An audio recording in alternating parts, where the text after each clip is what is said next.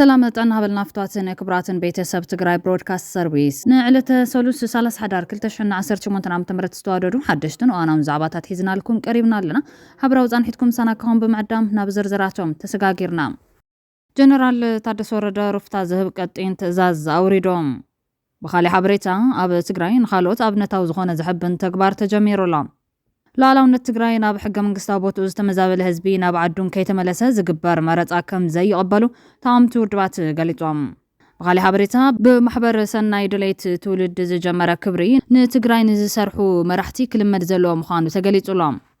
ፍቱን ፈታው ስራሕን ዝኾኑ ኣብ ማሕዳር ትግራይ ነበር ራስሉል መንገሻ ስዩም መበል 99 ዓመት ልደተ መኽቢሮም ኣለዎም قدام سر أبي أحمد نزلات زبالو ماكلات كم كمار رسي حد بحد كم تسعر ما بستحني اللوتي بوجان إسياس دما مرئيت درونات زمل كت كستات وزيلون زياتمن قالوا تاجر دستي زبال نايم حابري تاتن كنا كفلكم هنا مسنة تنحوم بقدامنت بمحبر سناي دليت أفكاري تولد جمرة كبرين تجراين سرحو مرحت كل مرزلو مخان تجليتهم فتون فتاو سرحن زغنا محدار تجراين بر راسلو المنجش شاسيو مبل 9 عامت لدته مخبير مالو أبتي بمحبر سناي دليت أفكاري تولد استوها حقا محبر بعد موسى تجراين لول راس منجش شاسيوم بزبل أبا الدراش هوتيل هاتي هنسمع الاستسالة معروق بروجرام بزحت لي كاونتن مكوانات ترخوا مالو أبتي كم زام سلام معروق ميدياتات تجراي كتبتباي ترخبان زد ما مازلتا نايتا بغرت مالي زعرف جغنا والقيتاي تغادلاي مكونن زللو بيوتن كله زقربو زنبره تاريخ تግራይ بتغارو ناي زي مذكار لمددو يخون زبل حچو ابغيسلوم لول منغشاسيوم بهوت زلو انكولو اليوم بهوتن كله دمان لالاونت تግራይ زموغوتيوم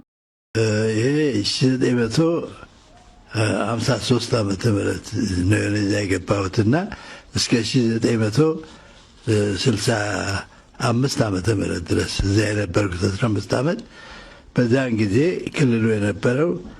በአገር ግዛት ሚኒስቴር ትዕዛዝ ከኔ በፊት በነበረው ግን በሉልጌታ አስተዳደር እኔም የማውቀው አልዋሃ ምላሽ ከወሎ ጠቅላይ ግዛት የትግራይ ነበረ በጌምድር በኩል ያለው አዋሳኝ ደግሞ ወልቃይትን እና ጠገዴ በትግራይ አስተዳደር ሆነው የነበሩ ናቸው እነዚህ ሁለቱ በአገር ግዛት ሚኒስቴር ትዕዛዝ በ1948 ዓመተ ምህረትና በ1949 ዓመተ ምህረት ከወሎም ያው እስከ እንትን ድረስ ቆቦ ድረስ እንዲሆን በጌምድር የነበረው ደግሞ ተከዜ እንዲሆን የትግራይ ወሰን የሚል ትዕዛዝ የወጣው ከሀገር ግዛት ሚኒስቴር በእነዚህ 2 ዓመተ ምህረት ነው ከዛ በፊት የነበረው ግን በትግራይ መተዳደሩን በደንብ የሚያውቀው ሁሉም የሚያውቀው ነገር ነው ታሪክ ያለው ነገር ነው ምንም የተወሰነ መንግስት ስለሆነ የሚወስነው የክልሉ በመንግስት ትዕዛዝ የሆነ እንጂ በአስተዳደሩ በነበረው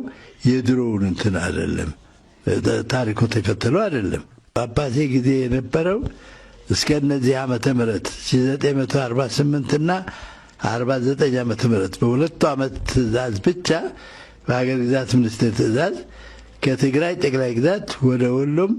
የሄደው ከአልዋሃ ምላሽ እስከ ቆቦ ድረስ ከጌምድር ደግሞ ወልቃይት ጠገዴ ተከዜ ድረስ እንዲሆን ተብሎ የታዘዘው በሀገር ግዛት ሚኒስቴር ነው ከዛ በፊት ታሪኩ በሙሉ በትግራይ ተዳደር እንደነበረ ነው እኔ የማውቀው ኣብ ኣሜሪካን ናብ ለንደን ኦክስፎርድ ዩኒቨርሲቲ ማስተር ዲግሪኦም ዝሰርሑ ኮይኖም ካብ 1953 ክሳብ 1967 ዓመተ ምህረት ኣብ ማሕዳሪ ናይ ሽዑ ክፍለ ሃገር ትግራይ ዝነበሩ እዮም ልዑል መንገሻ ኣብ ስልጣኖም ብልዑልነቶም ከይተዓበዩ ከም ተራሰብ ካብ ትራክተር ክሳብ መጉሓፍ ያልዒሎም እናሰርሑ ዘስርሑ ልዑል እዮም ንህዝቢ ትግራይ ፍሉይ ፍቕሪ ስለ ዝነበሮም ትካል ልምዓት ትግራይ ጣይሾም ኣብ ትግራይ ንመጀመርያዋን ሓመድን ማይን ንምዕቃብ ስራሕቲ ገደባ ምልማዕ ዱርን ጀሚሮም ልዑል መንገሻ ስዩም ኩለን ከተማታት ትግራይ ንምርኻብ ዓሊሞም ልዕሊ 3000 ኪሎ ሜትር ርሕቀት ዘለዎም መንገድታት ሰሪሖም ካብ መቐለ ናብ ተንቤን ዝወስድ ብሉጽ ዲዛይን ዘለዎ ድልድል ሰሪሖም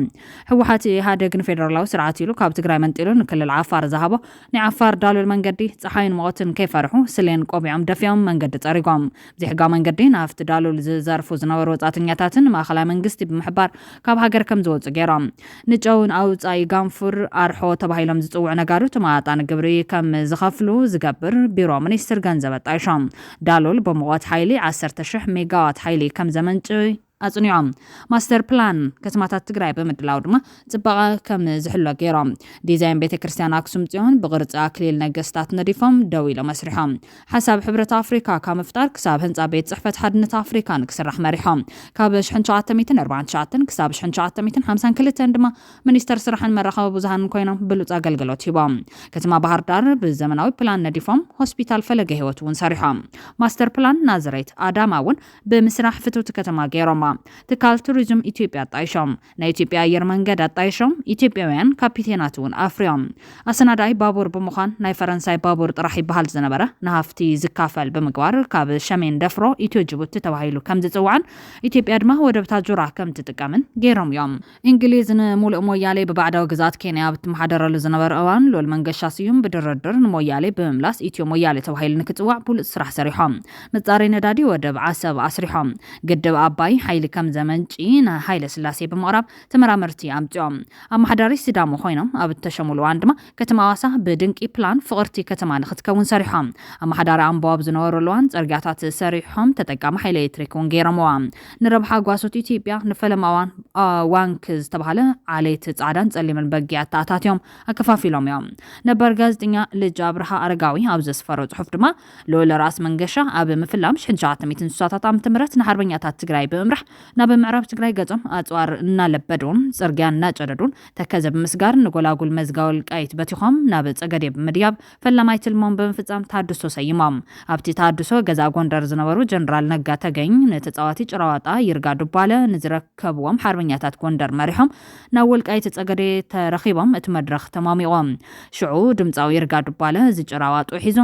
ትግራይ ምስ ወልቃይት ሓቢርኩም ንገዱ እድሜ ለመንገሻ ተከፍተዋል መንገዱ ክብል ምስ ሞገሳ ብወገን ትግራይ ምስ ወላዲና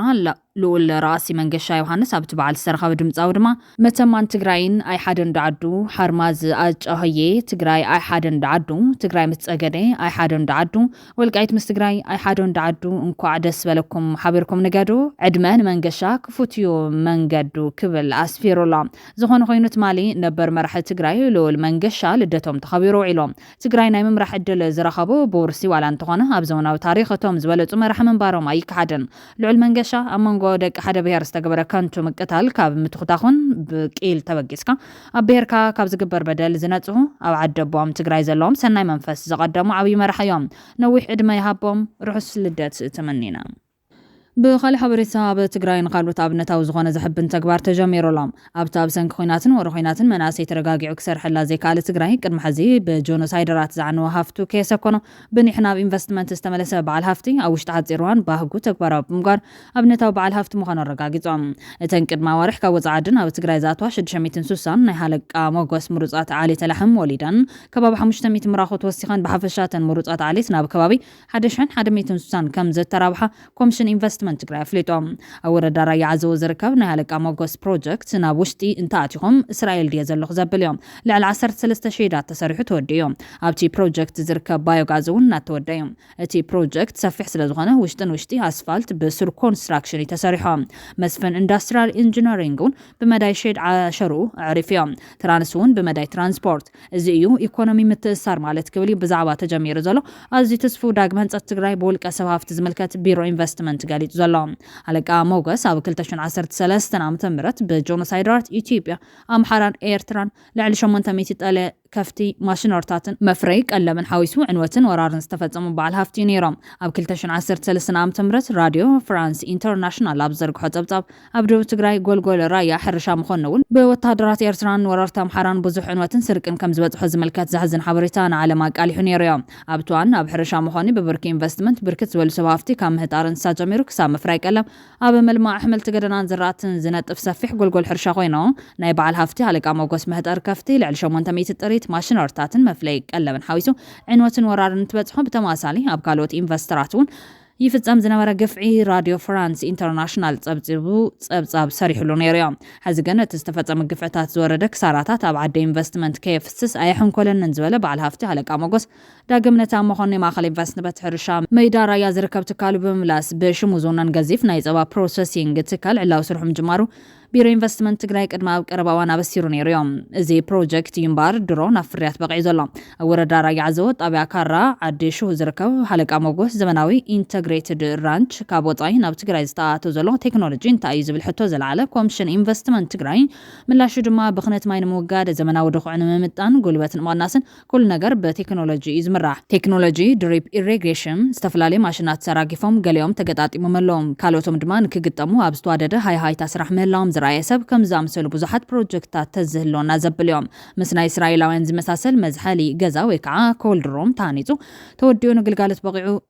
ኮይኑ ይርከብ ካብ ዝብተወሳኺ ናይ ምፍራይ ዓቕሚ ዘበርኽ 2100 ኩንታል ኣብ 24 ሰዓታት ዘፍሪ ባዕሉ ጥሒኑ ባዕሉ ዓሽጉ ባዕሉ ድማ ዝሰፊ ማሽን ዘሎ ኣብ ትግራይ ተዛዕበ ፋብሪካ ቀለብ እንስሳ መኖ ብዘመናዊ መንገዲ ተተኺሉ እናሰርሐ ይርከብ ካሊእ ዝተረቐቐ ቴክኖሎጂ ዝጥቀም ሱሳ ላሕም ብሓደ ግዜ ዝሓልብ ካብ ትግራይ ተዛዕበ መሕለብ እንስሳ ሼድ ኣብቲ ፕሮጀክት ይርከብ እቲ ማሽን ነተን ላሕም ጥዕናን ከይለክዐ ኣይሓልበን እተን ላሕም ሕፃብ ሰውነት ሻወር ብኣግባብ ክወስዳ ኣለዋን ዝሰሓስሓሉ ወይ ድማ ማሳጅ ዝግበራሉ ቦታ እውን ምስኡ ዝተገጠመ ኢሉሎ እተን ናይ ዴንማርክ ምሩፃት ዓሌተ ላሕም ምስ ወለዳ ኣብ መዓልቲ 3 ግዜ ይምገባ 3 ግዜ ይሕለባት ፕሮጀክት 21 ሄክታር ፋብሪካን ሼዳትን 118 ሄክታር ነባር መስኖ ሕርሻ 361 ሄክታር ሓድሽ ተወሳኺ 70 ሄክታር ሕዚ ዝተፈቐደ ብድምር ጠቕላላ 570 ሄክታር ዝዓርፍ ገዚፍ ፕሮጀክት እዮም ካብ መላእ ትግራይን ኢትዮጵያን ዝተመረፁ ከባቢ 400 ዝኾኑ ኣብዑር ምህጣር እውን ጎና ጎኒ እናሰርሑ ይርከቡ እተን ምሩፃት ዓሌት እንስሳ ሕማም ከይመሓላለፈን ኣብ 500 ሜትር ዙርያ ዘሎ ነባር ማሕበረሰብ ገዛ ንገዛ ንክኽተብ ተገይሩ እዩ ተባሂሉ ኣሎ ካሊእ ፍሉይ ነገር ሕፅረት ሓይሊ ንምንካይ ከባቢ 8 ጎዳጉዲ ተፋሒሮም ካብ ባዮጋዝ 300 ኪሎዋት ሓይሊ ዘፈልፍል ፕሮጀክት እናተጠናቐቀ ይርከብ ይብል እቲ ምህዞም እቲ ፕሮጀክት ካብ PhD ጀሚሩ ክሳብ ታሕተዋይ ደረጃ ብዙሓት ሰራሕተኛታት ብቋምን ግዚያውን ቆፂሩ እናስራሕ ይርከብ ናይ ወፃኢ ዜጋ ከም ታራ ዘይተምሃረ ይሽቅል ይጎይም እቲ ፕሮጀክት ንክዕወት ይሰርሕ ከም ናይ ዓድና ትዕዊት ዝበሃል የለን PhD ሒዙ ፈረንጂ ክሽቅል እንከሎ ከም ስፖርት ዝሓስቦ ከም ተጋሩ ንለማመዶም ስራሕ ዘይመንዓ ክብል እውን ኮሚሽን ኢንቨስትመንት መዒድሎ እቲ ፕሮጀክት ኩሉ ዓይነት ናይ እስራኤል መካናይ ዝድሕርሻ ኣለዎም ባዕሉ ምሸላ ባሕሪ ዝተክል ማሽን ባዕሉ ዒባ ኣኪቡ ዝወስድ ባዕሉ ዝዓፅድን ዝዘብጥን ናይ ልዕሊ ሚቲ ኮምፓይነር ዘመናዊ መካናይዝድ ሕርሻ ተጠቂሙ ሲልድ ፕላንቲንግ ማሽን ፈልሲ ቃርያ ፈልሲ ኮሚደረ ወዘተ ዝተክል ማሽን ባዕሉ እግሪ ተኽል ሓመድ ደፊኑ ባዕሉ መዳበርያ ዝብትን ዓብይ ማሽን ዝሓዘ ገዚፍ ፕሮጀክት እዮም እዚ ፕሮጀክት ጸባ ክሳብ ወልድያ ምብጻሕ ጀሚሩሎ በበዝሒ ብኮንትራክት ጸባ ውዕላ ኣሲርኩም ጸባ ክትወስዱ እትደልዩ ዓበይቲ ድርጅታት እዚ አጋጣሚ ተጠቅሙሉ ይብለት ሓበሬታ ተታሒዝካ ምዕዋት ሓደ ናይቲ ፕሮጀክት መደባት ምዃኖም ዝገልጽ ኮሚሽን ኢንቨስትመንት ትግራይ እተን ምሩጻት ዓሌት ለሐም ንትግራይ ዘለውን ዓበይቲ ረብሓታት ብዝመልከት ናይ ትግራይ ናይ እንስሳዓሌት ኣብ ምድቃልን መምሕያሽን ናይ ባዕለን ኣስተዋጽኦ ክህልወን እዮም ኣብ ትግራይ ዘሎ ሰፊሕ መጠን ድኽዳኸ ኣብ መቐናስ ትርጉም ክህልወን እዮም ኣብ ትግራይ ኣብ ስርዓተ መጋግባ ናይ ባዕሉ ተወሳኺ ረብሓ ክህልወን እዮም ሸርፍ ወፃኢ ንምውሳኽ ማለት እውን ዶላር ድሕሪ ዝተወሰኑ ዓመታት ቁፅረን ኣዝዩ ስለ ዝውስኽ ናብ ኬንያ ጅቡቲ ኤርትራ ሱዳን ወዘተ ኤክስፖርት እናተገበራ ናይ ምብራቕ ኣፍሪካ ዕዳጋ ከተኣስራየን ኣብ ዘመናዊ ዲፕሎማሲ ታየለካ ዝብል ወሳኒ ስለ ዝኾነ ኣብ ዲፕሎማሲ እውን ናይ ባዕለን እጃም ክፃወታየን ናብ ዝተፈላለዩ ሃገራት ዝርከቡ ዓበይቲ ትካላት ጸባ ስጋ ወዘተ ምቕራብ ፍልጠትን ቴክኖሎጂን ምስግጋር ዝምልከት እውን ብፍላይ እቶም ካብ ደገ ዝመጹ ሰለስተ ሰሙያ ፈረንጂ ናይ ፍልጠት ሽግግር ከምጽዮም ናይ ሆላንድ ዴንማርክን ሃንጋርን ተመክሮታት ናብ ዓድና ከመሓላልፉ ትጽቢት ይግበር ምስሊ ትግራይ ኣብ ምህናጽ ድማ እቲ ብጸላትና ዝፍነወልና ሕማቅ ምስልታት ኣብ ምቕያር ናይ ባዕለን እጃም ክጻወታየን ዕዳጋ ምርግጋዕ እጃም ክህልወን እዩ ካሊእ ኢንቨስትመንት እውን ክስዕባየን ዝዓነወ ዳግም ምሕዋይ ከም ዝከኣል ዘርኢ ዓብይ ፕሮጀክት ስለዝኾነ ተወሳኺ ረብሓታት ክህልወይ ክብል ኮሚሽን ኢንቨስትመንት ትግራይ ኣብ ዘርጉ ሓበሬታ እዩ ኣመላኺቱ ዘሎ ብኻሊ ወገን ላዕላውነት ትግራይ ናብ ሕገ መንግስታዊ ቦትኡ ዝተመዛበለ ህዝቢ ድማ ናብ ዓዱ ከይተመለሰ ዝግበር መረፃ ከም ዘይቀበሉ ተኣምቱ ውድባት ገሊፆም ዝተርፍ መረፃ ከም ዘየለ ዝገልጽ ዘሎ ቦርድ መረፃ ኢትዮጵያ ብዛዕባ ናይ ትግራይ መረፃ ይሓትት ምህላውን ገሊፆም ስለዚህ ይህ ምርጫ የማይቀር የሚከናወን የሚደረግ ነው ምክንያቱም በአገሪቱ ህግ ላይ የተቀመጠ አስገዳጅ የምርጫ ሂደት በመሆኑ ሰራበት ነገር መኖሩን ማረጋገጥ አለበት ቦርድ ያ በሌለበት ጊዜ አይደረግም በትግራይ ስድስተኛው ሀገራዊ ምርጫ አልተካሄደም በዚህም ምክንያት ክልሉ በፌደራል ምክር ቤቶች ውክልና ሳይኖረው ነው 5 ዓመታት የተጠናቀቁት ሰባተኛው ሀገራዊ ምርጫስ በትግራይ ይደረጋል የኢትዮጵያ ብሔራዊ ምርጫ ቦርድ ከሌሎች ክልሎች ጋር የሚኖረውን አይነት የመረጃ ልውውጥ ከትግራይ ጊዜያዊ አስተዳደር ጋር ያደርጋል ይህንን ጠይቀናቸው ነበር እሱን ነው እንግዲህ አሁን እነዚህን ያላቸውን ዝርዝር መረጃዎች ጠይቀናል ብዙ መልስ አላገኘንም ምላሽ አላገኘንም። እንጠብቃለን፣ እንወተውታለን፣ ደግመን እንጽፋለን። ምላሽ እስከሚሰጡን ድረስ እኛም ስራችንን እየሰራን እየተዘጋጀን ግን ጊዜያዊ አስተዳደሩ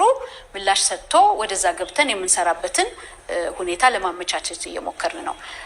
ነዚ መበገሲ በመግባር አባል ሳልሳዊና ትግራይ ዝኾነ ሸዊት ውዳሴም ኣብ ኩሉ ጫፍ ዓለም ኣብ ትሕቲ ወራር ኮንካ መረፃ ኣይካየድን ተተኻይዱን ቅቡልነት ኣይልዎን ክብል ምላሽ ይብሎ ዳርጋ ፍርቂ ትግራይ ሕዚውን ኣብ ኢድ ወረርቲ እናሃለወ መረፃ ንምክያድ ሙጋይ ዲሞክራሲያዊ ልምምድ ኣይኮነን ፀርፍዮም ትግራይ ኣብ 2-3 ኣብ ዝተመቓቐለትሉ ሰዓት ዝካየድ መረፃ ኣይኮነን ሽሙ ወራርን ጎበጣን ቅቡል ንምግባር ዝዝርጋሕ መስርሒ በማል ኣብ ዝተቆራረፀ ትግራይ መረፃ ቅቡልነት ከም ዘይብሉ ዝሕብር እትንታኒ ዝኾነ ሰብ ቅድመ ብዛዕባ መረፃ ምውጋዕ ምጅማሩ ሕድ ርብዒት መሬት ግዛት ትግራይ ናብ ስዋኑ ክምለሰሎም ተመዛበልትን ኣብ ስደት ዘለው ተጋሩ ሙሉ በሙሉ ናብ መረበቶም ክምለሰሎም ሽኻል ዶባት ትግራይ ናብ ቅድሚ ኩናት ዝነበሩሉ ቦታ ክምለሰሎም ትሕቲ እዚ ዘሎ ምዕሪት በሙሉ ብቐጥታ ትርጉሙ ህዝቢ ኣብ ትሕቲ ዝቐጢ ፍርሕን ምድንጋርን ኮይኑ ከይፈተወ ዝሃቦ ድምፂ ዝብል ኮይኑ ዝምዝጋብ ፍቓድ ማለት እውን ድምፂ ህዝቢ ዝግለጸሉ መድረኽ ኣይኮነን ዲሞክራሲ ዝብል ጽሑፍ ዘለዎ ቲሸርት ዝተኸደነ ጎበጣ እዩ እዚ ንሕና ነምጾ ዘለና ሓድሽ መዞ ኣይኮነን ዓለም ለኻዊ ተቐባልነት ዘለዎ መስርሒ በማል ኣብነታት ኣደጊፉ ኣረድዮሎም ነዝተባሂሎም ካብ ዝቐረቡ ኣብነታት ምዕራባዊ ሳራ ኣብ ትሕቲ መግዛት ሞሮኮ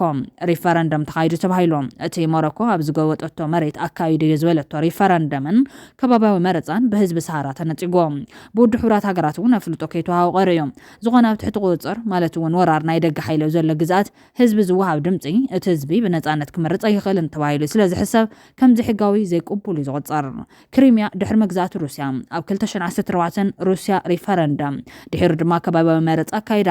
ሓፈሻዊ ባይቶ ሕብራት ሃገራት ሓዊሱ መላ ማሕበረሰብ ዓለም እቲ ኸይዲ ድምፂ ኣዋሃባ ኣብ ትሕቲ ወታደራዊ ፀቕጢ ምምዝባልን ኣገዳድነትን ዝተኻየደ ስለ ዝኾነ ውፅኢቱ ቅቡል ከም ዘይኮነ ኣውጆም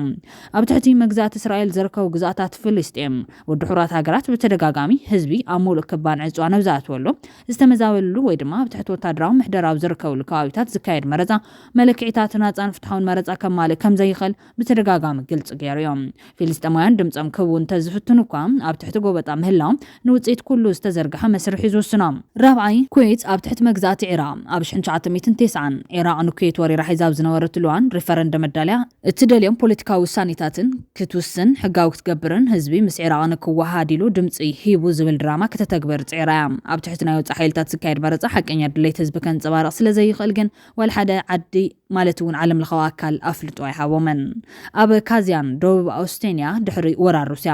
ሩስያ ኣብዘን ዝተጎወጣ ዝዋታት ጆርጅያ መረፃ ካይዳ ሕብረት ኣውሮፓ ሕቡራት ሃገራት ትካል ፀጥታን ትሕብርን ኣውሮፓ ብሓደ ድምፂ ኩሎም ዝተኻየዱ መረፃታት ኣብ ትሕቲ ሰፊሕ ምምዝባል ህዝቢ ፍርሕን ወታደራዊ ፀቕጥን ዝተገበሩ ብምዃኑ ዘይሕጋዊ ኢሉ ነፂግዎም ብምዋል ተጋሩ ኩሎም ብዛዕባ ላዕለውነቶምን ህዝቦምን ናይ ሓባር መርገፂ ክቃለሱ ፀዊዕሎም ኣብ መወዳእታ ድማ ሓቀኛ መረፃ ኣብ ሙሉእ ግዛኣቱ ተረጋጊዑ ዝነብር ምልኣት ህዝቢ ሓትት መጀመርታ ነቲ ካርታ ናብ ዝነበረ ቅርፂ ምምላስ ቀፂሉ ፀጥታን ድሕነትን ምምላስ ድሕሪ ፖለቲካዊ ምሕደራ ናብ ንቡር ምምላስ ይደሊ ሽዑ ጥራሕና ብዛዕባ መረፃ ከነወግዕ ንኽእል ትግራይ ቅድሚ ኮሮጆ ህላወት ጠልብ ክብል ገሊጹሎም ቅድሚ ሰሙን ወሃብ ቃል ሕወሓት ኣብ ቀረባዋን ሕወሓት ዘይብሉ መረፃ ይግበርን ክብል ምግላፁ ዝከር ኮይኑ በሚልዮናት ዝቁፀር ህዝቢ ትግራይ ገዝኡ ዘይብሉ መረፃ ኣብ ትግራይ ኣይግበረን ዘይምባሉ ከውቅሶ ፀኒሑ እዮም ፀኒሑ ግን እቲ ዘውቀሶ ጌጋ ክእርም ዝፈተነ ኮይኑ ጉዳይ ምዕራብ ትግራይ ረሲዕኹም ኣዋርሕ ኣብ ኣኼባን ምትፍናንን ክትጥሕሉ ተለኹም ምዕራብ ትግራይ እቲ ዘይበለኩም ዲ ነይሩ ጊዜያዊ መንግስቲ ከተጣይሹን ክትቀያየሩን ተለኹም ብዘይ ምዕራብ ኣይኾንን ንሱ እውን ሓዊስና ኢና ከነጣይሽ ምባል ድዩ ረሲዕኹምዎ ነርኩም ውዕል እንትፍረም ኣካታ ቦታታት ኢልካ ፈሪምካ መንግስቲ እንትምስራት ምዕራብ ትግራይ ሓዲካ ኣብ ውሽጣውን ደጋውን ምትፍናን ፀኒሕካ ሕወሓት ተሰሪዙ እዩ ምስ ተባሃለን መረፃ ክግበር መዓልቲ ምስ ተቆረፀን ምዕራብ ትግራይ ዘይተመለሰ መረፃ ኣብ ትግራይ ይግበርን ይኽይድ ድዩ ዝብል ሕቶ ኣስዒቡ እዮም ተሓደ ፖለቲካዊ ውዳበ በይኑ ኣብ ህላወ ትግራይን ተጋሩ ናይ ሙሳን ተግባር ጠጠው ኣቢሉ ሓበራዊ ዓቕሚ ተጋሩ ናብ ጥቕሚ ዘውፅእ ባይታ ከጣጥሕ እንቅፋት ካብ ምዃን ክቆጠብ እውን ክንገሮ ፀኒሑ እዩ ናብ ካሊእ ሓበሬታት ተሰጋጊርና ጀነራል ታደሰ ወረደ ቀጢን ትእዛዝ ኣውሪዶም እቲ ጀነራል ናብ ኩለን ወረዳታት ኣብ ዘውረዶ ትእዛዝ ስራሕ መካየድን ካልኦት ወፃኢታትን ጠጠው ኣቢልኩም ናይ ወርሒ ሕዳር 2018 ኣቆፃፅራ ገዝ በቲ ዝተስተኻኸለ ሓድሽ ማያ ክፍሊት ሰራሕተኛ መንግስቲ ይፈፀም ብማል ማያ ክኽፈል ኣዚዙ ኣሎ بخالي وغان قدام مستر أبي أحمد صلاتي كم قمال رسي حدا بحدا كم زسعره ما بستحني الواتين بوغاني سياس دما مريت درونات زملكت كستت وزيوم قدام مستر أبي أحمد صلاتي تيبيا كم قمال رسي حدا بحدا كن سعره مينا إلو أبز قلت الزلوان بوغاني سياس دما بزعوا درونات زسن بالحبريتا وزيوم بخالي حبريتا تشاينا أمريكان بزعوا وطرير تراني تيبيان استفلاليك قوام حيزان اللوام سعود عرب لومي هني سياسة فورك عدي مالام تشاينا دما تمالي نا أفريكا فوليلو خنا بس مراب تلخلواتي أمريكا دما تيبيا ኤርትራን ሶማሊያን ዘለዋ ወጥሪ ብዝመልከት ዘውጽቶ ፖሊሲ ወግዓው ኮይኑ ቀንዮም ድሕር መፍራስ ደንበ ምድማር ማለት እውን 29 ሕዳር በዓል ብሔረሰባት ክሳተፍ ጀመረ አብይ አሕመድ ኣብ ሆሳና ብስተራይ መሬት ተገሪሙ ዒልዮም ንኻለ ግዜ ኣብ በዓል ዝተሳተፈ አብይ ኣነ ጠበቃ ብሔረሰባት የክብል ይተራዮ ይኹን ባርነ ህዝብ ትግራይ ሕገ መንግስቲ ብምጥሓስ በጀት ብምቑራጽ ካብ ገጽ ምድሪ ንኽጠፍ ብምስራሕ ኣቑሑት ነዳድን ከያቱ ብምኽልካል ጸረ ህዝብ ወፍሪ በመዘርጋሕ ተገንጸሉ እናበለ ብምጭዳር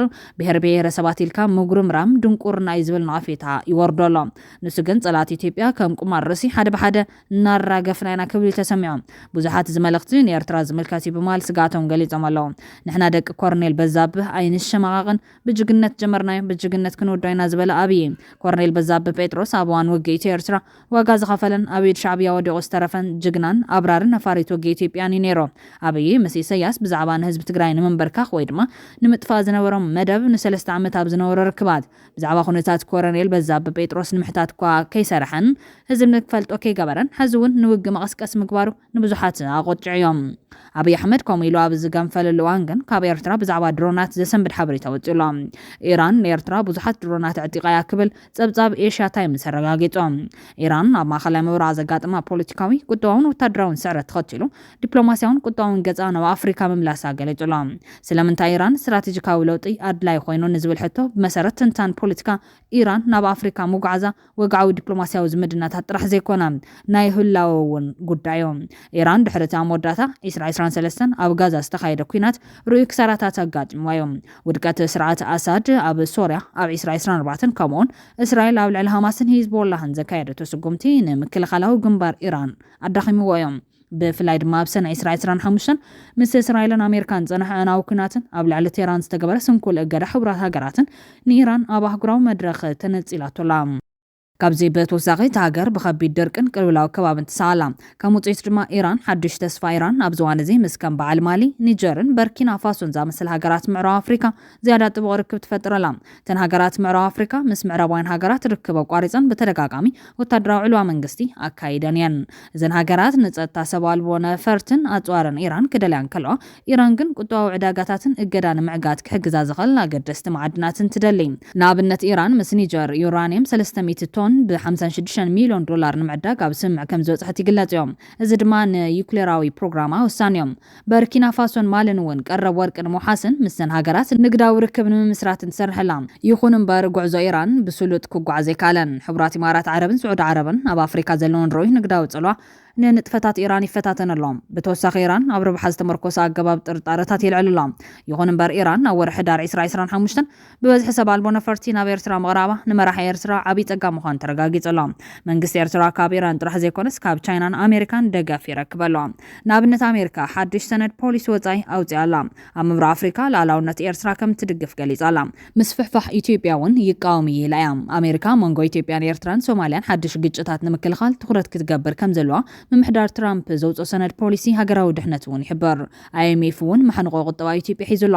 ትማል ድማ ልኡኽ ሚኒስትር ጉዳያት ወፃኢ ህዝባዊት ሪፓብሊክ ቻይና ኣብ ጉዳያት ቅርኒ ኣፍሪካ ሚስተር ሁ ቻንጉሾን ምስ ፕረዚደንት ኢሳያስ ኣፈወርቂ ርክብ ኣካይዱሎ ፕረዚደንት ኢሳያስ ኣፈወርቂ ንፍሉይ ልኡኽ ሚኒስትር ጉዳያት ወፃኢ ህዝባዊት ሪፓብሊክ ቻይና ኣብ ጉዳያት ቅርኒ ኣፍሪካ ሚስተር ሁ ቻንጉሾን ኣብ ኣዳሓሎ ተቐቢሉ ዘራሪቦም ክልቲኦም ወገናት ንምሕያል ዝምድናታት ሕድሕድ ሃገራት ዞባውን ኣህጉራውን ጉዳያት ኣተኪሮም ድሕሪ ምዝታዮም 70 ዓመት ዕድመ ዘለዎ ዝምድና ኤርትራን ቻይናን ብዝያዳ ብምዕዛዙ ብወገን ኤርትራ ዘሎ ቁርብነት ፕረዚደንት ኢሳያስ ኣረጋጊጾም ልኡኽ ሚኒስትር ጉዳያት ወፃኢ ህዝባዊት ሪፓብሊክ ቻይና ኣብ ጉዳያት ቅርኒ ኣፍሪካ ሚስተር ሁ ቻንጉሽን ብወገኑ መልእኽቲ ፕረዚደንት ሃገሩ ዢ ጂንፒንግ ድሕሪ ምብፃሕ ቻይና ምስ ኤርትራ ዘለዋ ስትራቴጂካዊ ዝምድና ንምዕባይ ብፍላይ ድማ ኣብ ምምዕባል ዓቕሚ ሰብን ርስኻ ንምኽኣል ዝዕየ ዕማም ክትሰርሕ ዘለዋ ድሌትን ድልውነትን ኣረጋጊጾም ሎሚ ድማ ኢሳያስ ናብ ንግስነት ስዑድ ዓረብ ኣምርሒሎም ናብ ንግስነት ስዑድ ዓረብ ወግዓዊ ምብፃሕ ንምግባር ሎሚ ካብ ኣስመራ ዝተበገ ለገሰ ፕሬዚደንት ኢሳያስ አፈወርቂ ናብ ርእሰ ከተማ ሪያድ ኣትዮም ኣብ መዕረፎ ነፈርቲ ሪያድ ኣብ ዝኣተወሉ ምክትል ኣሚር ዞባ ሪያድ ዝኾነ ልኡል መሐመድ ቢን ዓብደል ራሕማን ቢን ዓብደል ዓዚዝ አል ሳዑድ ከም ዝተቀበሎ መንግስታዊ ማዕኸናት ዜና ስዑድ ሓቢራን ኣለዋ እቲ ፕሬዚደንት ብዕድመ ንጉስ ሳልማን ቢን ዓብደል ዓዚዝ አል ስዑድ ናይ 4 መዓልታት ናይ ስራሕ ምብፃሕ ንምፍፃም ናብታ ንግስነት ከም ዝገሸ ሚኒስተር ዜና ኤርትራ ገሊጹሎም እቲ ሚኒስተር ጉዳያት ወፃኢ ዑስማን ሳልሕ ዝርከቡ ላዕለዋይ ልኡኽ ኤርትራ ኣብዚ ናይ ስዑድ ዓረብ ጻንሒቱ ምስ ላዕለዎት ሰመዝ መንግስቲ ስዑድ ብምርኻብ ኣብ ምሕያል ክልታዊ ዝምድናታትን ሽርክነትን ከምኡውን ኣብ ዝባውን ኣህጉራውን ጉዳያት ናይ ሓባር ረብሓ ዘተኮረ ዘተኻይዱ መደብ ተታሒዙ ከም ዘሎ ሚኒስተር የማነ ገብረ መስቀል በኤክስ ኣብ ዝሃቦ ሓበሬታ ጠቂሶም ኣገዳስነት ናይ ዝዑደት እዚ ንጉስ ስዑድ ዓረብ ንፕሬዚደንት ኢሳያስ አፈወርቂ ወግዓዊ ዑደት ክፍጽም ዝዕድሞ ዘሎ እቲ ንጉስ ምስ ፕሬዚደንት ዶናልድ ትራምፕ ቅድሚ 3 ሰሙን ኣብ ኣሜሪካ ተራኺቡ ድሕሪ ምምላስ እዮም እቲ መራሒ ስዑድ ዓረብ ተወሳኺ ምስ ፕሬዚደንት ትራምፕ ብዛዕባ ቅልውላው ሱዳንን ቀረናው ኣፍሪካን ፍትሕ ምምፃእ ኣሜሪካ ኣዎንታዊ ታራ ከተበርክት ፀዊዑ ምንባር ይፍለጥ እዮም ስርዓት ብልጽግና ዓቕሚ ሃልዋ ይሃልዎ ብድፊት ሕቡራት ኢማራት ዓረብ ኣብ ዞባ ቀይሕ ባሕርን ቀረናው ኣፍሪካን ካብ ዝፈጥሮ ዘሎ ዕግርግርን ዘይምርግጋዕን ክቆጠብ ስዑድ ዓረብ ከተተሓሳስቦ ጸኒሓ سعود عرب جبتنا إيرتران كارلوت مواسنتي كيح بحرن ጉዳይ ቀይሕ ባህሪ ንዓተን ጥራሕ ዝመልከት ዋንነተን ከም ዝኾነን ብዘይካተን ዋንነቱ ዝኾነ ሃገራት ካልኦት ኣካላት ናይ ይግበን ሕቶ ከልዕሉ ከም ዘይግቦም ኣብ ሓበራዊ ስምዕ በፂሐን ነይረን እየን ስዑድ ዓረብን ኢማራት ዓረብን ዝርከብኦ ጸላዊ ማሕበር ሃገራት ወሽመጥ ዓረብ ኢትዮጵያ ኣብ ቀይሕ ባህሪ ናይ ይግበን ሕቶ ከተልዕል መስል ከም ዘይብላ ተሓሳሲቡ ምንባሩን እዚ ድማ ንኢማራት ዓረብ ጽፍዒት ምዃኑ ተገሊጹ ነይሩ እዮም ሕዚ ናይ ድሮናት መሬት ዘርኢ ዝነበረ ኣብይ ኣሕመድ ናብታ ብሕቡእ ድሮናት ይውሕዘላ ዘሎ ኤርትራ ከምርሕ ዶ ይኸውን ወይስ ዓሪፉ ይቕመጥ ኣቓልቦ ዝጠልብ ምዕባለ እዩ ክቡራትን ክቡራንን ሓደሽትን ኣገደስን ሓበሬታታት እዚኦም ይመስሎም ላይክ ሼር ሰብስክራይብ ምግባር ስለትካተሉና ኣዝና ነመስግን